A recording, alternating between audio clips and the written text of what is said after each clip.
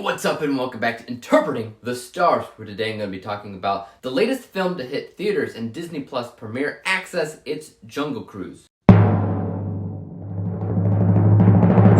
Jungle Cruise is ultimately about a cruise through the jungle, as a variety of people fight to find the famed Tears of the Moon, a flower petal with mystical healing properties that can fix any problem. Your tour guide of the day is Frank Wolf, played by The Rock, whose ship may be cheap and falling apart, but he may also be their best chance at succeeding the mission. So this is a film that I feel like you can't avoid talking about Pirates of the Caribbean with, right? Simply because both films are based on Disney park attractions, or rides, and I would say that it's a fair comparison because I definitely got Pirates of the Caribbean vibes while I watched it. The main difference here is mostly tone, because I feel like Pirates of the Caribbean was simply darker and more intense, while Jungle Cruise is a lot lighter and a lot more fun all around. But that sense of adventure is definitely there. The strange creatures that make themselves known later in the film, still there. There's also a curse in there that seems to be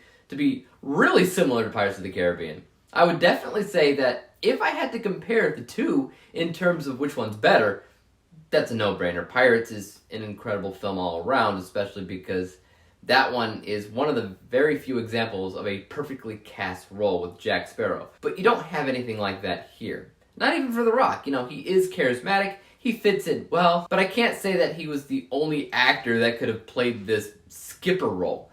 And the same can be said about the rest of the cast as well. They all did a great job, but none of them feel born for the role, if that makes any sense. I did like the plot here, as it was mostly a different take on a story we've basically heard a lot throughout our lives, such as the hunt for the Fountain of Youth. What they're looking for is not a fountain, but it does have healing properties pretty much identical to what a Fountain of Youth would also have. And because they're looking for something so mystical and elusive, it immediately made me at least curious on if they'd approach a sequel to this film and look for something else that's equally as compelling.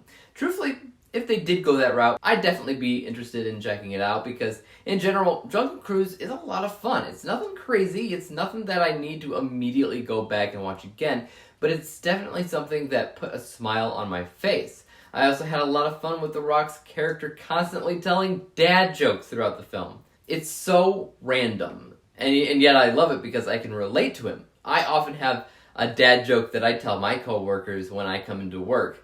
The other day, I was looking up at the ceiling, just waiting for somebody to notice, and when somebody said, you know, what's wrong, I just said, oh no, I'm just looking at the ceiling. You know, it's not the best ceiling that I ever saw, but it's up there. Come on! Really, the film is pretty solid, especially with what it was going for, and as far as negatives go, I think some of the visuals aren't as good as they could have been, especially with the graphics anytime the CGI animals show up on screen, for instance. But at the same time, it's nothing absolutely horrible either. It's not, you know, something that would turn you away from the film all around. Basically, what I expected from the film is ultimately what I got. Take that as you will, and let's go ahead and break down my final score. From an unbiased technical level, Jungle Cruise is decent.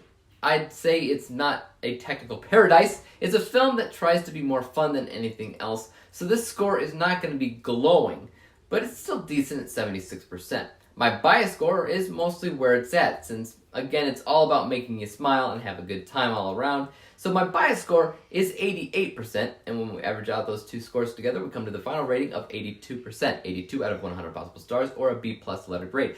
Guys, have you seen Jungle Cruise? If not, are you looking forward to watching it? And as for YouTube, you guys know what to do. Hit that like, subscribe button, and bell to be notified when I come out with my next review. And until then, peace out! Dave examines movies, we just watch for fun. Davey is the expert, he is the #1 critic that I go to when I need a movie.